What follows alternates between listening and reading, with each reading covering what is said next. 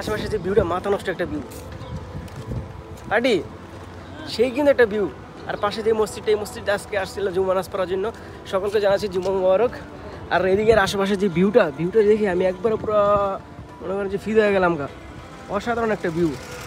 এটা যে গরমটা পড়ছে মনে কর আরব দেশে তাইছত, এখন বুঝবি যে বিদেশে আন লাগে তো বাগানে গেছে, আরব দেশে যাবি আমি মনে করছি খুরমা খিচুড়ি খাবি। হ্যাঁ এখন আইসত না, এখন বুঝবি যে গরম কারা কয়। এই যে মনে কর যে এসি ছেড়ে রাখছে গাড়ির, এসি তো কাজ হইতেছে না। মনে কর যে একটা গরম রে বাবু রে, মনে করে এখন চলতেছে কত জানো, 50 চলতেছে 50। রাস্তায় ভিডিও দেওয়ার সামনে।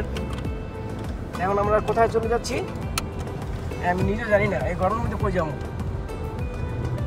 মার্কেটের ভিতরে ঢোকার পর একটু শীতল শীতল ফিল হইতে হয়, মানে বাইরে যে একটা গরম। মার্কেট শুক্রবার না আজকে, আস্তে আস্তে সব খুলতেছে, এখনো সব কিছু খোলে নেই। দেখা যাক এখন আমরা চলে যাবো কোথায়।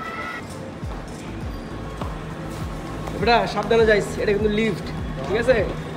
এটা কিন্তু আমার ইয়ার পিছলে করিস না, সাবধানে যাইস।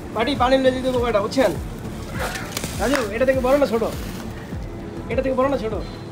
এটা থেকে বড় না ছোট? এটা তো পানির অপর নাম যে জীবন, এটা কিন্তু মনে করেন যে আসলে কারণ যে পানি মনে করেন যে কিনা খাওয়া লাগতেছে। কারণ না কিনা পানি খেলে এই যে মনে করেন যে লাইনের পানি যে অবস্থা, এটা খেলে কিন্তু মানুষ অসুস্থ হয়ে যায়, শরীরে অ্যালার্জি চুলকানি শুরু হয়ে যায়। তো প্রবাসী যারা থাকে বেশিরভাগই তারা যে এরকমভাবে পানি কিনে খায়। রোদে বেটা স্কিন টোনটা একবারে নষ্ট হয়ে গেছে। এখন যেমন শরীরটা একটু শীতল করতে ওই সামনে এই যে পাওয়া যায় বাঙ্গালা, মানে এখানে আরবিতে বলে বাঙ্গালা, আর আমাদের বাংলাদেশের পাশে যেগুলোকে বলে ছোটো ছোটো দোকান, এখানে দোকান আছে, দেখি দোকানে কী পাওয়া যায়।